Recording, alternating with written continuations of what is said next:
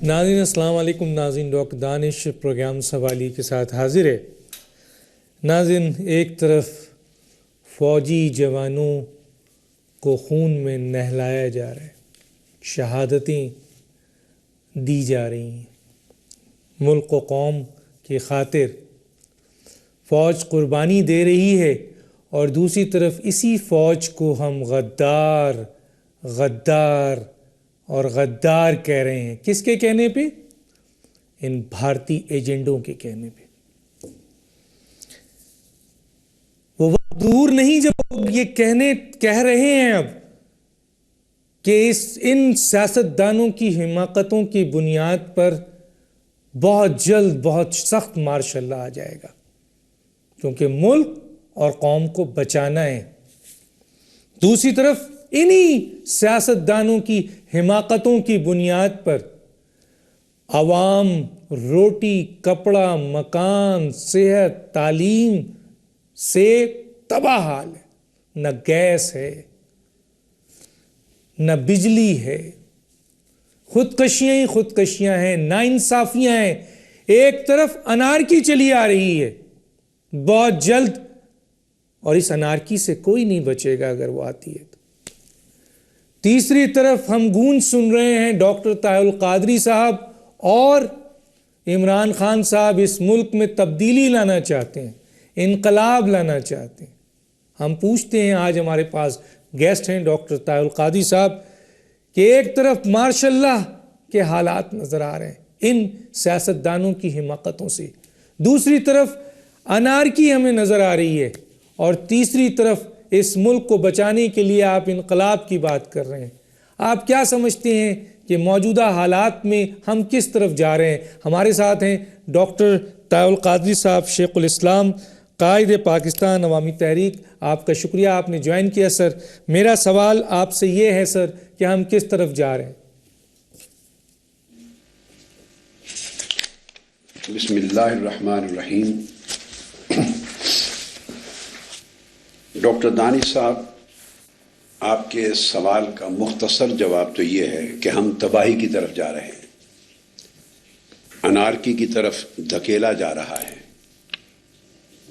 اور ایک بڑے بھیانک مستقبل کی طرف موجودہ حکمران اپنی کرپشن، نااہلیت اور آمرانہ رویوں کی وجہ سے اس قوم کو لے جا رہے ہیں. جو باتیں آپ نے ابتدائیہ میں کہیں، انہیں کوئی بھی ذی شعور پاکستانی ٹوٹلی رول آؤٹ نہیں کر سکتا، مگر ایک بات طے ہے، ہمیں اس ملک کو ماشاء اللہ سے بھی بہر صورت بچانا ہے.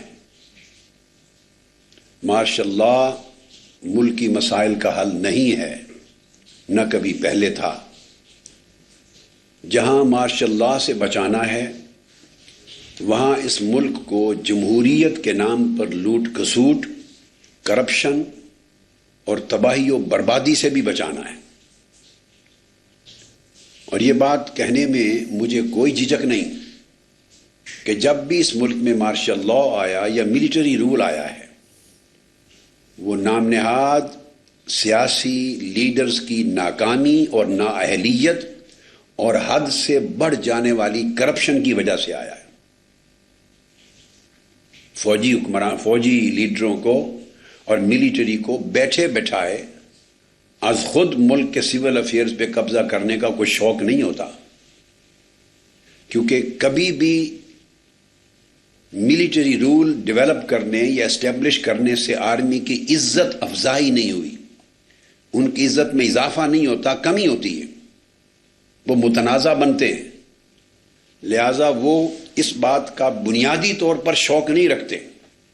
مگر سیاسی حکمران جب انتہا کر دیں اور وہ یہ دیکھیں کہ ملک کوڑیوں کے پاؤں لٹ رہا ہے، مہنگائی، بے روزگاری، بدامنی، قتل و غارت گری، تباہی، بربادی، لوٹ مار، کرپشن، بے روزگاری اور لوگوں کے حقوق کی عدم دستیابی، جان و مال کے تحفظ میں ناکامی، bad governance, rule of law کا خاتمہ، اقربا پروری، جب یہ چیزیں انتہا پر چلی جائیں اور پورا ملک ایٹ سٹیک ہو اور اس کا وجود خطرے میں چلا جائے، تو پھر ان کی یہ نااہلیت خود بخود ان کو دعوت دیتی ہے۔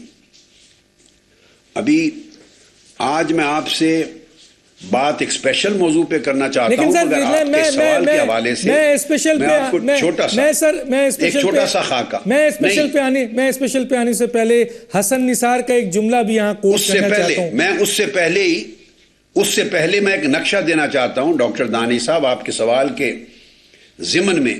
اب آپ اندازہ کیجئے 19 جنوری کو بنوں میں دھماکہ ہو گیا ہے، یعنی یہ کل ہی کی بات ہے، آج ہی کی بات ہے، اور سیکیورٹی فورسز کے 22 اہلکار شہید ہو گئے ہیں، 38 زخمی ہوئے ہیں۔ ایکسپریس نیوز کے انتہائی جانفشانی کرنے والے کارکن صحافیوں پر دہشت گردی کا حملہ ہوا ہے، وہ شہید ہو گئے ہیں، اور میڈیا کا منہ بند کرنے کی کوشش کی جا رہی ہے۔ پشاور میں تبلیغی مرکز پہ حملہ ہو گیا ہے، کئی لوگ شہید اور بے شمار لوگ زخمی ہوئے ہیں۔ ان کی نہ کسی سے دشمنی، نہ سیاسی، نہ مذہبی، نہ کسی سے کوئی جھگڑا۔ راجن پور میں حال ہی میں 17 فروری کو پرسوں دھماکہ ہوا دہشت گردی کا، 7 ہلاک ہوئے ہیں، 60 زخمی ہو گئے ہیں۔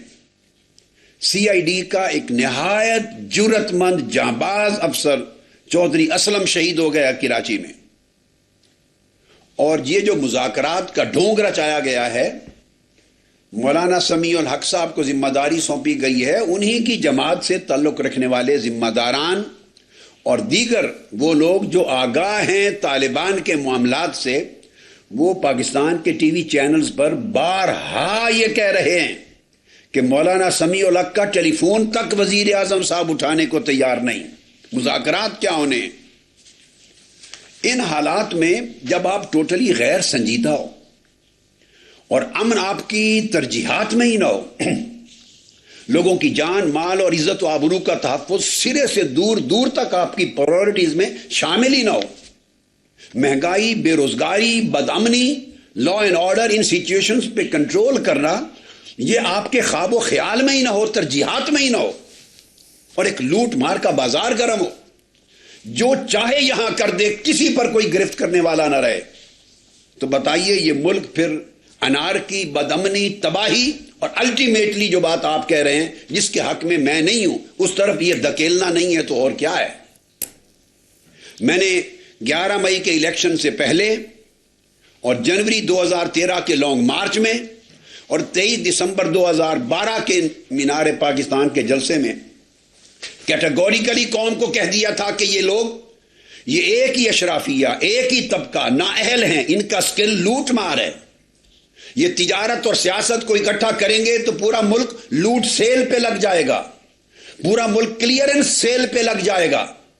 اور ڈاکٹر دانی صاحب، باہر کے ملکوں میں جب کوئی بڑا سٹور بند ہونے لگتا ہے نا تو اس کو کلوزنگ سیل کہتے ہیں۔ یہ لوٹ سیل کلیئرنس سیل سے بہت آگے ہوتی ہے، کلوزنگ سیل کہ اسٹیٹ کے سٹور بند ہو رہا ہے، لے جاؤ سستے کوڑی کے باؤ۔ اس طرح لگ رہا ہے جیسے یہ ملک کے لیے کلوزنگ سیل لگانے والے ہیں اور سب کچھ لوٹ مار کر کے پھر بھاگنے کا منصوبہ بنایا جا رہا ہے۔ ایسے حالات میں عوام کہاں جائیں؟ ادارے کیا کریں؟ قانون کی کوئی پاسداری نہیں، سپریم کورٹ کے فیصلوں کو پاؤں تلے روندا جا رہا ہے۔ آپ ذرا دیکھیے کہ سپریم کورٹ آف پاکستان نے ججمنٹ دی تھی 22 جولائی 2013، اسی پچھلے سال 22 جولائی 2013 سپریم کورٹ آف پاکستان کی ججمنٹ تھی، اور انہوں نے کہا تھا کہ ملک کے جو بڑے بڑے 55 ادارے ہیں، 58 ادارے، 58، ان اداروں کے سربراہان کی تقرری میرٹس پہ ہونی چاہیے، ٹرانسپیرنسی کے ساتھ ہونی چاہیے، دوستوں، یاروں اور فیملی کے لوگوں میں بندر بانٹ نہیں ہونی چاہیے۔ اس کے لیے سپریم کورٹ آف پاکستان نے آرڈر دیا اور ایک اعلیٰ اختیاراتی کمیشن قائم کیا، 3 رکنی، اور وہ جو کمیشن قائم کرنے کا آرڈر تھا 22 جولائی 2013 کا، وہ اب جا کر नवंबर में कमो बेश इन्होंने बनाया था, नवंबर 2013 में वो कमीशन कायम होकर उसने चार्ज लिया। अभी उस कमीशन को चार्ज लिए 3 महीने नहीं गुजरे, 2 महीने हुए हैं, जिसकी जिम्मेदारी थी कि मुल्क के 58 सबसे बड़े इदारों की सरबराह वो कमीशन मेरिट पर तकर्री करेगा। आपके वजीर आजम साहब ने उनमें से चोटी के 35 इदारों के सरबराहों की तकर्री का इख्तियार वापस ले लिया है, अपने नालायक वजीरों को दे दिया है और सुप्रीम कोर्ट के ऑर्डर्स को पांव के नीचे, जूते के नीचे रौंद दिया है। कोई है इदारा इनसे पूछने वाला? कोई है इनसे गिरफ्त करने वाला? कोई है अब सुओ मोटो करने वाला? सवाल यह पैदा होता है कि जिस मुल्क में यह आलम हो कि न कानून की पासदारी हो, न सुप्रीम कोर्ट के ऑर्डर्स की पासदारी हो, न रूल ऑफ लॉ हो, न आइन की पासदारी हो, न ट्रांसपेरेंसी हो, न लोगों को मालूमात तक कोई एक्सेस हो, जहां हर शख्स मारा जा रहा हो और इंसान का खून पानी की तरह अर्जा हो, न अमन की कोई कोशिश की जा रही हो, सिर्फ गैर मुल्की आकाओं को खुश करने के लिए और अपनी कुर्सी पे बाजमान रहने के लिए पूरा मुल्क तबाही के दाने पर खड़ा हो, तो क्या होगा? हम माशाअल्लाह से बचाएंगे और अवामी इनकलाब के रेले के जरिए हम इनसे लूट मार का ये सारा निजाम खत्म करेंगे और इनसे इनका कब्जा छीन कर पुरअमन तरीके से अवाम को मुंतकिल करेंगे। और ये वक्त डॉक्टर साहब अब करीब आ रहा है। डॉक्टर साहब, ये एक जो मैं सवाल पूछना चाह रहा था और वो ये है कि कितना करीब है, क्योंकि इमरान खान साहब भी जो हैं वो इस बात के लिए उनका प्रेस कॉन्फ्रेंस, एक तरफ वो सिस्टम का हिस्सा भी हैं, दूसरी तरफ वो इस मौजूदा हुकूमत को धांधली की पैदावार कहते हैं, तीसरी तरफ वो आपके इनकलाब को और आपकी तमाम बातों को सपोर्ट भी करते हैं। तो कितना दूर है ये इनकलाब? देखिए, मैं आपके इस सवाल का भी जवाब देता हूं, लेकिन काइंडली मैं आज निजकारी के मौजू पर मेरे दिल में ख्याल है वो सर मैं ब्रेक के बाद पूछूंगा आपसे, सर वो ब्रेक के बाद पूछूंगा सर मैं आपसे। ठीक है, अब कितना दूर है कितना नजदीक है, इसके जवाब के 2 हिस्से हैं। आपने इमरान खान साहब की बात की, मैं उनका एहतराम करता हूं और उनके लिए गुड विशेस रखता हूं, मगर याद रख लें कि 2 कश्तियों में सवारी मुमकिन नहीं है। या आप इस निजाम को अगर धांधली की पैदावार, इंतखाबात को सरासर धांधली समझते हैं और टोटली अनफेयर समझते हैं, तो फिर इसको ठुकरा कर बाहर निकलना होगा, फिर आप इसको रद्द करना होगा। इस इस्तेसाली निजाम के खिलाफ जंग लड़नी होगी, अवाम की तरफ होना होगा। देखिए, ये 2 गिरोह हैं इस वक्त। 18 करोड़ अवाम मजलूमों की पार्टी हो गई, मजलूमों का तबका है, वो महरूम हैं, वो मकतूल हैं, वो बेरोजगार हैं, वो बदअमनी का शिकार हैं, परेशान हाल हैं, एक एक लुकमे को तरसने वाले हैं, अदल और इंसाफ से महरूम है। ये महरूमों का तबका है 18 करोड़ अवाम। और चंद 100 घराने जो इंतखाब की जुर्लू के जरिए मुंतखब होने का स्किल और फन जानते हैं, वो जानते हैं इलेक्शन किस तरह लड़ना, किस तरह जीतना, किस तरह रिग करना और किस तरह इलेक्शन को के जरिए जीतकर दोबारा इख्तिदार की कुर्सी पर आना। ये उनका फन है। जैसे नाच गाने वालों का फन है, डांसर का फन है, सिंगर का फन है, इस तरह गोल्ड स्मिथ का फन है, इस तरह लॉयर का फन है, हर एक का एक फन है। इन सियासतदानों का पाकिस्तान में बदकिस्मती से फन है लूट मार। हराम के करोड़ों अरबों पैसे 5 साल 4 साल में कमाते हैं, उसका एक हिस्सा अगले इलेक्शन पे लगाते हैं। थाने खरीदते हैं, थानेदार खरीदता है, बिरादरियां खरीदते हैं, गुंडागर्दी करते हैं, दहशतगर्दी करते हैं, शराफत को पामाल करते हैं और डीसी से लेकर एसपी, पुलिस, पटवारी सब कुछ अपनी मर्जी से लगवाते हैं। दान दौड़ धांधली के स्किल के जरिए ये हमेशा जीत कर आते हैं और 100 साल भी यही जीत कर आएंगे। किसी गरीब और सफेद पोश का बच्चा इकोनॉमिस्ट हो, एग्रीकल्चरिस्ट हो, पीएचडी हो, आईटी स्पेशलिस्ट हो, लॉयर हो, जितनी तालीम हासिल कर ले, जितना काबिल बन जाए, जिसके पास 10-20 करोड़ हराम के पैसे नहीं और लुटेरों के साथ गठजोड़ नहीं, वो अगले 100 साल में भी कभी एमएनए इलेक्ट होकर नहीं आ सकता। लिहाजा जो लोग तब्दीली चाहते हैं उन्हें एक फैसला करना होगा, दोरंगी छोड़कर यकरंग हो जा, सरासर मोम या फिर संग हो जा। या लुटेरों के निजाम का हिस्सा रहें या उन्हें लात मारकर अवाम के साथ खड़े हो जाएं। اگر عمران خان صاحب آج فیصلہ کر دیں اور وہ یہ سچا سمجھتے ہیں کہ یہ داندلی کا الیکشن ہے، انفیئر ہے، ٹوٹلی انفیئر ہے، اور یہ انفیئرنس آگے بھی ہوگی، ان کو لات مار دیں، تو میرے انقلاب کا اعلان میں دور کرنے کی بجائے ڈیٹ بہت جلد اعلان کرنے کو تیار ہوں۔ 1/1 اور 2/11 میرے ساتھ آ جائیں کلیئرٹی آف مائنڈ کے ساتھ۔ اگر ہر روز یہ کہتے ہیں کہ یہ داندلی ہے اور جو کچھ میں نے کہا تھا سچ کہا تھا، تو پھر اس داندلی میں بیٹھے کیوں ہیں؟ رد کر دیں، ٹھوکر ماریں ان کو۔ اس نظام نے خان صاحب آپ کو کچھ نہیں دینا، غریبوں کو کچھ نہیں دینا، جوان نسل کو کچھ نہیں دینا۔ یہ لوگ لوٹتے رہیں گے، کھاتے رہیں گے، اور پورا ملک بکنے والا ہے۔ پھر کبھی ایسا نہیں ہو سکتا کہ ہم نام تبدیلی کریں اور بیٹھیں بددیانت اور خائن کرپٹ لوگوں کے نظام کا حصہ بن کر۔ اگر وہ ٹھوکر مار کے نکل آئیں باہر تو انقلاب بہت جلد آپ کو لا کے دیتے ہیں کہ پھر 2 قوتیں ہم نکلیں گی، عوام اور نکلیں گے، اور چند مہینوں میں اس ملک کے عوام کو انقلاب دینے کو تیار ہوں۔ ٹھیک ہے سر، اگر وہ اسی نظام کا حصہ رہیں اور تنہا میں نے جنگ لڑنی ہے عوام کے ساتھ، تو آف کورس پھر کچھ وقت اور لگے گا۔ ٹھیک ہے سر، میں امید کرتا ہوں کہ خان صاحب اس کے لیے میری ریکویسٹ ہے کہ جلد فیصلہ کریں، یا اس کشتی میں حصہ پاؤں رکھ کے بیٹھیں یا دوسری کشتی میں آئیں۔ 2 کشتیوں میں چل کے تبدیلی ملک میں نہیں آ سکتی۔ ٹھیک ہے، مجھے بریک کے لیے کہا جا رہا ہے ڈاکٹر صاحب نے ایک بڑی بات کہہ دی ہے کہ اگر عمران خان صاحب جو خود بھی اس نظام کی تبدیلی کی بات کرتے ہیں، اس ملک میں کرپشن اور جس طرح کے ماحول ہے اور جس قسم کا نظام ہے، اس میں انقلاب کی بات کرتے ہیں، عوام کو طاقت دینے کی بات کرتے ہیں، ملک کو اوپر لانے کی بات کرتے ہیں، اور طاہر القادری صاحب کہہ رہے ہیں کہ اگر وہ اس 2 کشتی سے نکل کر، یعنی اس نظام کو لات مار کر آتے ہیں اور عوام کو حقیقی طاقت دینے کے لیے نکلتے ہیں، تو ڈاکٹر طاہر القادری صاحب کہتے ہیں کہ پھر یہ انقلاب عمران خان صاحب اور ڈاکٹر طاہر القادری مل کر عوامی طاقت سے صرف چند مہینوں میں پاکستان کو دی جا سکتی ہے۔ اب یہ بہت بڑی بات ڈاکٹر طاہر القادری نے کہی ہے، اب بال عمران خان صاحب کے کورٹ میں ہے کہ اگر واقعی وہ انقلاب چاہتے ہیں، اس ملک کو نکالنا چاہتے ہیں، اس کرپٹ سسٹم سے نکلنا چاہتے ہیں، اس دھاندلی والی جس طرح کی حکومت اور الیکشن کمیشن ہے، اس سے اس ملک کو اور عوام کو بچانا چاہتے ہیں، تو اب وہ فیصلہ کریں۔ ایک چھوٹا سا بریک، پھر واپس آتے ہیں۔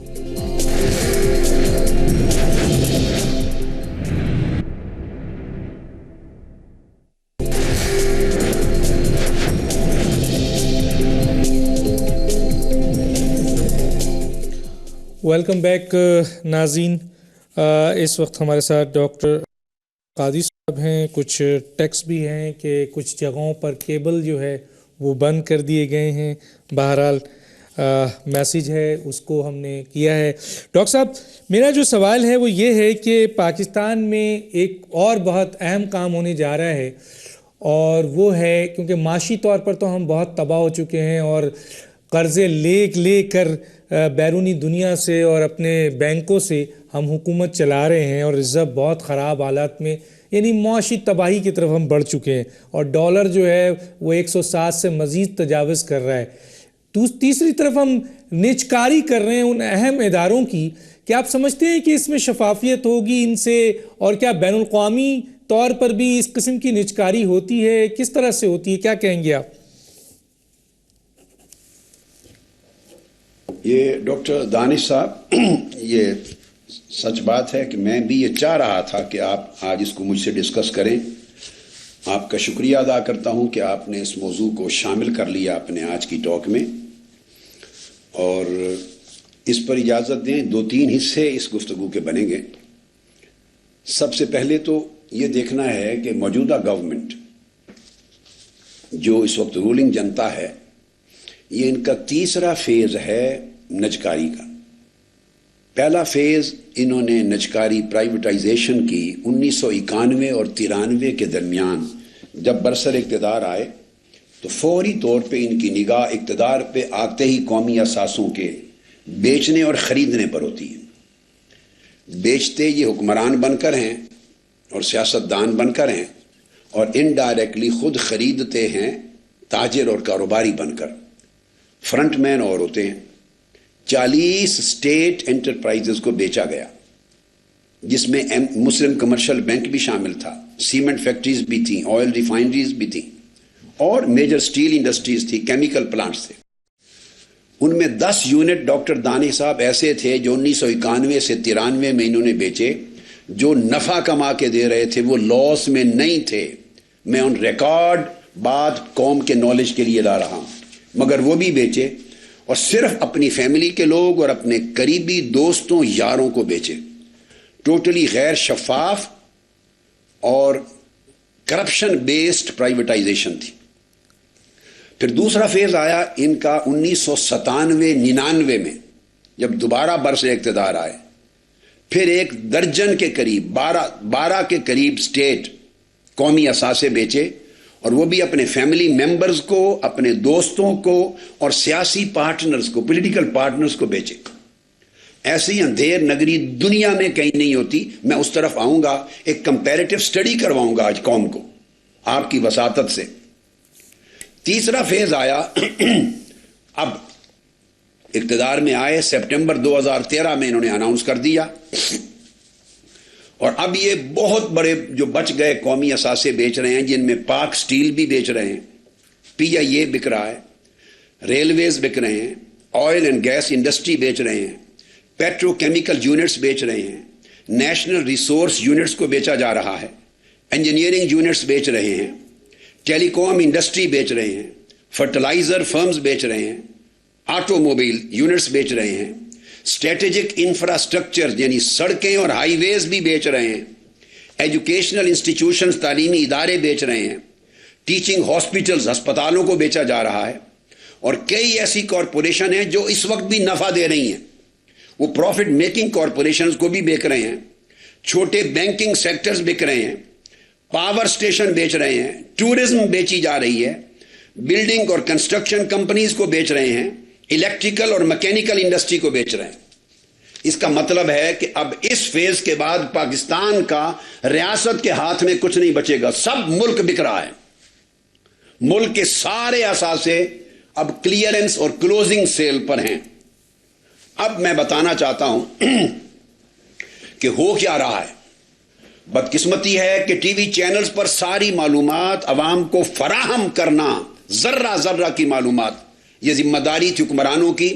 اگر ان کی نیت میں فطور نہ ہوتا, کرپشن ان کا پلان نہ ہوتا, شفاف طریقے سے نجکاری ہوتی, اور نجکاری کا مطلب ملک کو ترقی دینا ہوتا, اداروں کو پروفیٹیئرنگ بنانا اور اس کے ورکرز کو اور عوام کو خوشحال کرنا ہوتا, تو پھر ہر چیز اس کی, ہر چھوٹی بڑی, پاکستان کے 50 ٹی وی چینل ہیں ان کے اوپر لے آتے, عوام کو ایکسیس دیتے.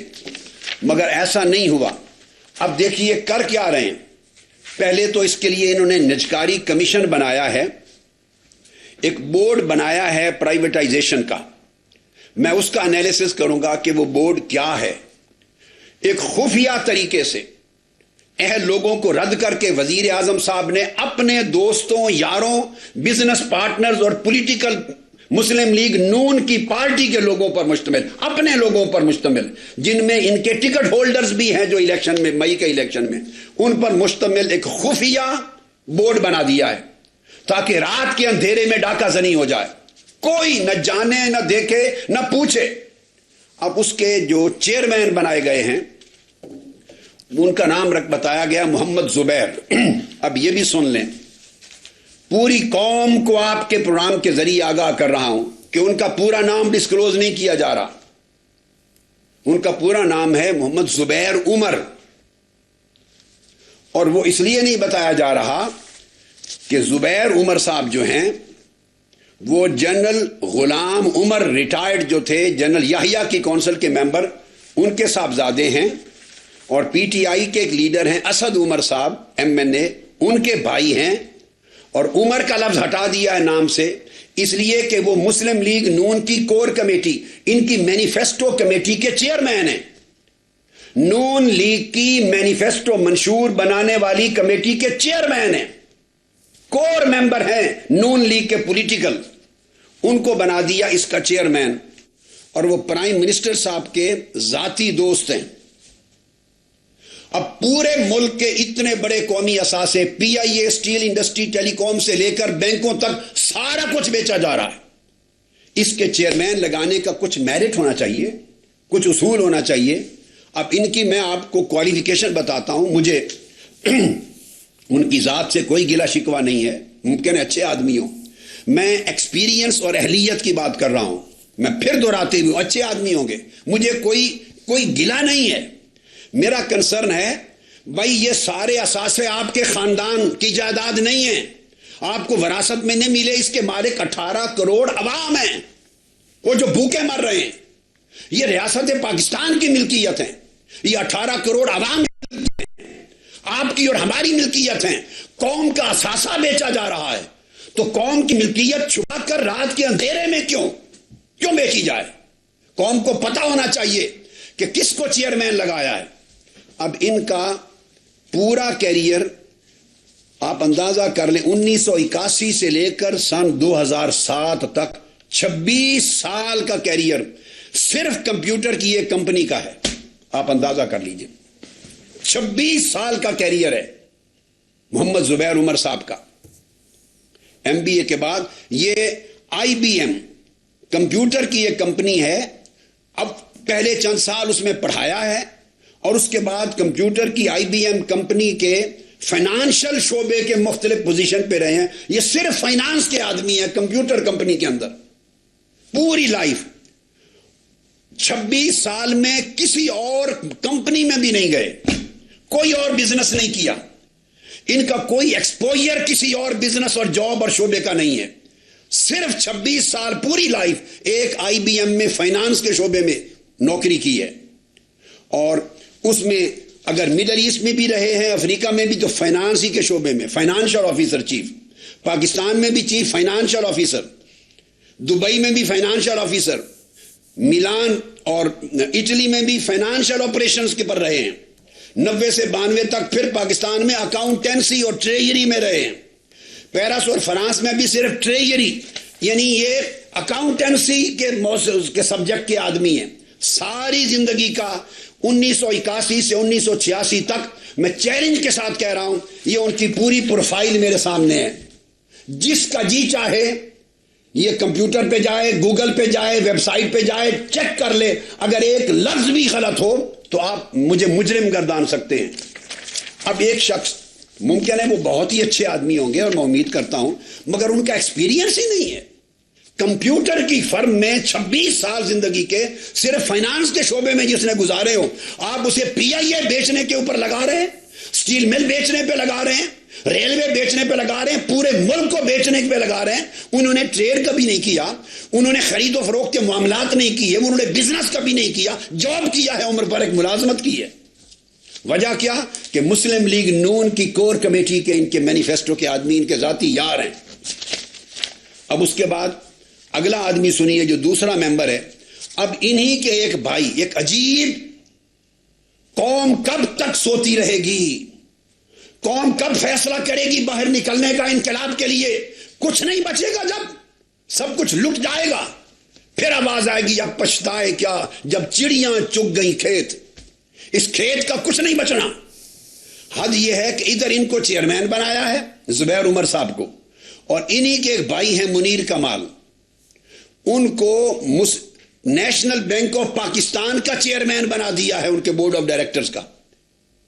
چونکہ وہ پیسہ ہے نیشنل بینک آف پاکستان میں, اور پھر وہ کسب بینک کے بھی ڈائریکٹرز میں سے ہیں, چونکہ بینکوں سے پیسہ لینا ہے, اور ان کی پارٹی کے آدمی ہیں, کئی عہدے ان کے پاس ہیں. تو یہ جو منیر کمال صاحب ہیں, ان کو نیشنل بینک آف پاکستان کا چیئرمین بنا دیا ہے, اور وہ اگلے صدر بننے کے امیدوار بھی ہیں. ذرا دیکھیے, ایک ہی فیملی, دو بھائی, ایک کو ایک کا ہیڈ بنا دیا, ایک کو نیشنل بینک آف پاکستان کا ہیڈ بنا دیا. اس کے بعد پھر یہ جو نجکاری کمیشن ہے, اس کا اگلا ایک ممبر لے دیتے ہیں, بورڈ بنایا, خفیہ بورڈ. ٹی وی پہ اناؤنس کیوں نہیں کرتے؟ ان کے نام ٹی وی پہ لائیں, پیدائش سے آج تک ان کی کوالیفیکیشنز ٹی وی پہ لائیں, ان کے ایکسپیرینس ٹی وی پہ لائیں, ان کے تمام کریڈینشل سے قوم کو آگاہ کریں, ڈیبیٹ کروائیں, اور طے کریں وہ اس کام کے اہل ہیں. یہ نہیں پورا ملک بیچا جا رہا ہے. میں اداروں کو بھی ایڈجسٹ کر رہا ہوں. سوتے رہیں گے تو کیا بچے گا اس ملک کا؟ ملک ہے تو ہم بھی ہیں, تم بھی ہو. اگر ملک نہیں بچا تو کچھ نہیں بچے گا. آپ نے چند لوگوں کے ہاتھوں میں پورا ملک بیچنے اور خود خریدنے پر لگا دیا ہے. اگلے ممبر ڈاکٹر دانی صاحب وہ ہیں فاروق خان. یہ پنجاب کے ایک بہت بڑے انڈسٹریلسٹ ہیں, شوگر مل ان کے اندر ہیں, اور آپ کو معلوم ہے کہ شوگر ملیں حکمرانوں کی بھی ہیں, اور موجودہ پرائم منسٹر صاحب کے ذاتی لنگوٹی یار ہیں, تو وہ ممبر بھی دوست.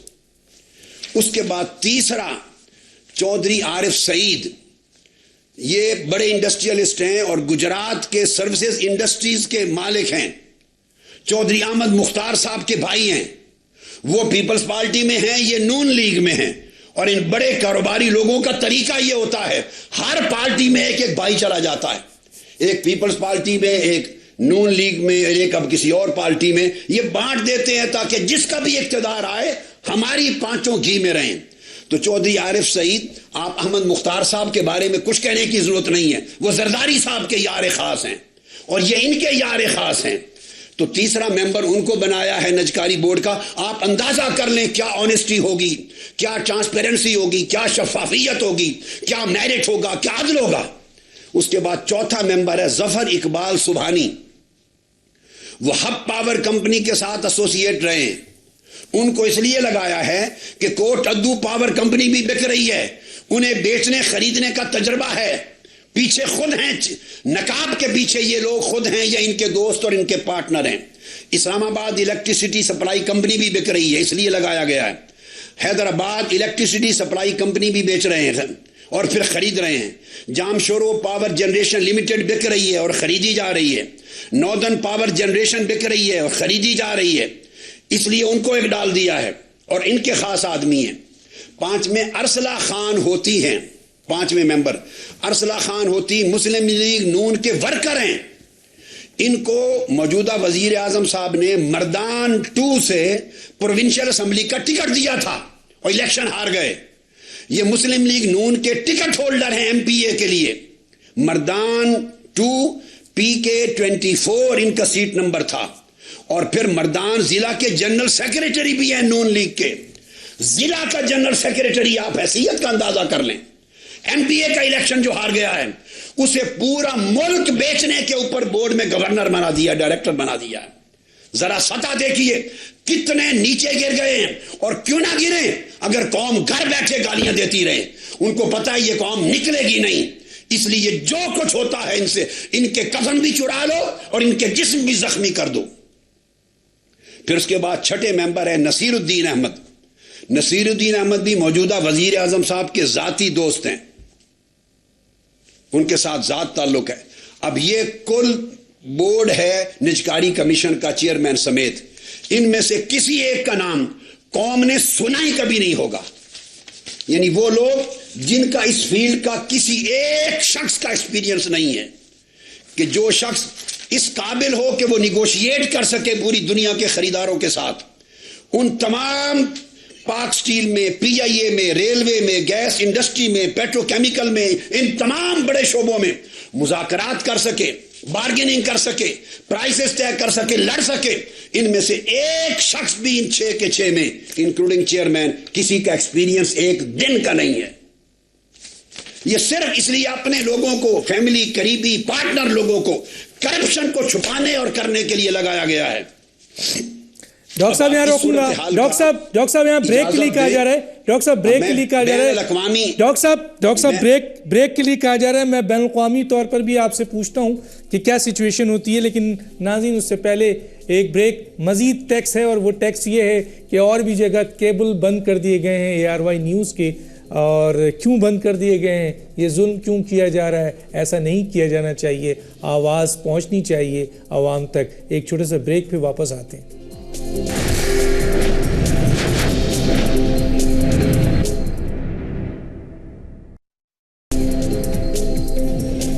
ویلکم بیک ناظرین.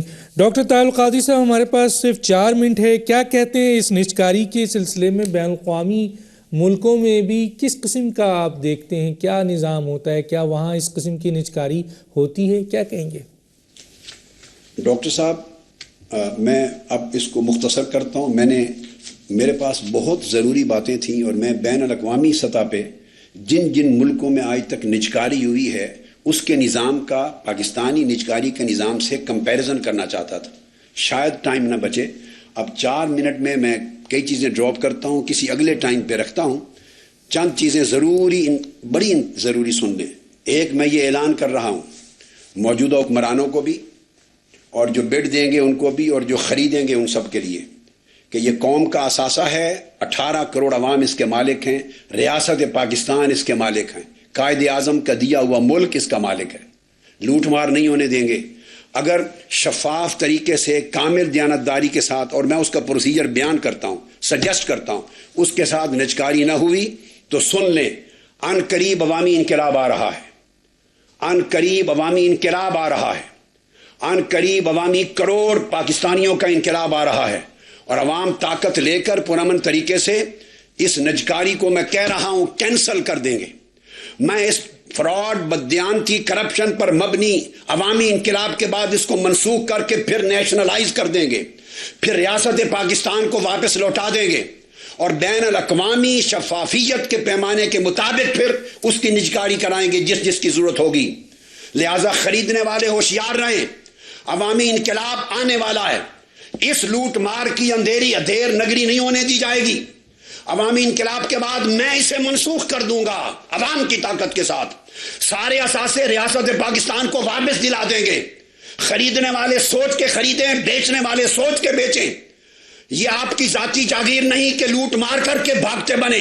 عوام کی ملکیت ہے, عوام ان کو دوبارہ نیشنلائز کر کے چھین لیں گے. ہاں, اس صورت میں نجکاری منظور ہے اور ہوگی. میں شرائط آپ کے سامنے رکھ دیتا ہوں, اگر ایک کنڈیشن بھی غلط ہو تو آپ مجھے بتا دیجئے. اب میں بین الاقوامی موازنہ اس وقت نہیں دے سکتا. نجکاری برطانیہ میں بھی ہوئی, نجکاری فرانس کی ہوئی, نجکاری جرمنی میں ہوئی, نجکاری آسٹریلیا میں ہوئی, کینیڈا میں ہوئی. ان تمام نجکاریوں کے کمیشنز, کس طریقے سے شفافیت کا نظام تھا, سب کچھ میرے سامنے ہے. میں اس بین الاقوامی شفافیت کے پیمانے پر ہم پاکستان کی شفاف نجکاری دیکھنا چاہتے ہیں. اگر نہ ہوئی تو قوم اس کو واپس لے کر خود بین الاقوامی معیار پر کرے گی. پہلی شرط یہ ہے کہ جتنے لوگ اس پرائیویٹائزیشن بورڈ کو توڑا جائے, یہ یاروں, دوستوں اور رات کے اندھیرے میں رشتہ داروں اور خاص لوگوں کا بورڈ قبول نہیں ہے, بلکہ ٹیکس پیئنگ ممبر پبلک کے لیے جائیں. ٹیکس پیئنگ پارلیمنٹ کے ممبران ہوں, نیٹ اور کلین بیک گراؤنڈ کے لوگ ہوں, ریٹائرڈ نان کنٹروورشل ممبرز اور جوڈیشری کے ممبرز اور ٹاپ کے نان کنٹروورشل. پھر نمبر 2, پبلک میڈیا پہ اس کی اوپن ڈیبیٹ کی جائے. اب 50 چینل موجود ہیں, T V channel, news paper. 90 اور 97 میں نہیں تھے. بڈنگ مکمل ٹرانسپیرنٹ ہو, ہر ٹی وی چینل پر بڈ کا اعلان کیا جائے کہ ملک کے اندر اور باہر سے کون کون بڈ دے رہا ہے, کتنی بڈ ہے, پتہ چلے. چہروں سے پردے اٹھائیں, رات کے اندھیرے میں نہیں دن کے اجالے میں نجکاری کریں, اور ٹی وی چینلز کے اوپر ان کی ٹرانسپیرنٹ بڈنگ کو اناؤنس کیا جائے. ان سائڈ ٹریڈنگ نہیں ہونے دیں گے. مینیپولیشن, پوٹینشل بائر, میاں منشا جیسے گروپ پیچھے پردے کے پیچھے نہیں کھیلیں گے. رائے ونڈ نہیں کھیلے گا. مختلف ناموں سے خود خریدار, بیچنے والے خود خریدار دوسرے ناموں سے نہیں ہوں گے. اور پھر یہ ہے کہ جو بڈ دیں, بائر بنے, وہ 10 سال تک اپنے ٹیکس کی رپورٹس پہلے پیش کریں کہ کیا وہ ٹیکس 10 سال تک مکمل پے کرتے رہے ہیں. نمبر 2, کہیں وہ لون ڈیفالٹر تو نہیں ہیں, ان کے خلاف فراڈ کے کیسز تو پینڈنگ نہیں ہیں, کوئی پریویس کنوکشن تو نہیں ہے. یہ ٹی وی پر اناؤنس کیا جائے, ریکارڈ آئے, اور ریٹائرڈ ججوں پر مشتمل ساری اپوزیشن پارٹیوں کے لیڈر پر مشتمل کمیشن بنے, وہ فیصلہ کرے شفافیت کا, اور بڈوں میں وہ انوالو ہوں, اور قوم کو آگاہ کیا جائے. اور پوٹینشل بائرز اپنے سارے فیملی کے ممبران کے نام ڈکلیئر کریں, کمپنیوں کے نام ڈکلیئر کریں, کہاں رجسٹرڈ ہیں, کہیں ایسا نہ ہو کہ خریدار کوئی اور تو نہیں ہو گیا. اس طریقے سے اگلی بات یہ ہے کہ یہ ایکٹ آف پارلیمنٹ کے طور پہ یہ نجکاری ہونی چاہیے, پارلیمنٹ کے فلور پہ discuss who, act of parliament بنے, اور ووٹ لیا جائے ان کی فیکٹریوں کے ملازموں, ورکر اور لیبروں سے کہ ان کے حقوق کہاں تک ادا کرتے ہیں, کتنے کرپٹ ہیں, کتنے دیانتدار ہیں. ان کی سے ہونی چاہیے, ان کے حقوق کا تحفظ ہونا چاہیے, اور ہر لحاظ سے جو ان کے امپلائز سے پوچھا جائے کہ یہ کیا ان کی پوزیشن ہے, اور مزید اس کے ان کے ہسٹری نہ ہو ایسی کہ وہ بڑی جو بڈ ہے سب سے ہائیسٹ بڈ اس کو لیا جائے اور اس کو پبلکلی اناؤنس کیا جائے. Proper legal frame work parliament کے ایکٹ کے ذریعے بنایا جائے, اور اگر وہ منحرف ہوں تو اس کے ریووک کی پابندی کی شک رکھی جائے, ریووکیبل ہو. ان تمام شرائط کے ساتھ پھر وہ لوگ ان کا بزنس کی ٹرمز اور کنڈیشنز ان کے ساتھ کوئی آلریڈی پروسیس نہ ہو اور 90 اور 97 کی نجکاری کے حصے دار نہ ہو. یہ میں نے چند چیزیں ایک ایک کر کے گنوائیں. اس سے شفافیت کو انشور کریں, قوم کو اعتماد میں لیں, پوری پارلیمنٹ کو اعتماد میں لیں. آپ کی اپنی جائیداد بیچنی ہوتی جس کو چاہے بیچ دیتے. یہ قوم کا اثاثہ ریاست پاکستان کا بیچا جا رہا ہے. میں عوام کو اور تمام اداروں کو متنبہ کرتا ہوں کہ آنکھیں کھول کے رکھیں, کان کھول کے رکھیں اور دیکھیں رات کے اندھیرے میں کیا ڈاکہ زنی ہو رہی ہے. اور میں نے بتا دیا, اگر کسی عوامی سیاسی جماعتوں میں یہ دم خم نہ ہوا, جرت ان کو روکنے کی نہ ہوئی, تو عوامی انقلاب کے بعد میں ان کو منسوخ کر دوں گا عوام کی طاقت کے ساتھ, اور پھر ریاست پاکستان کو واپس منتقل کر دیں گے.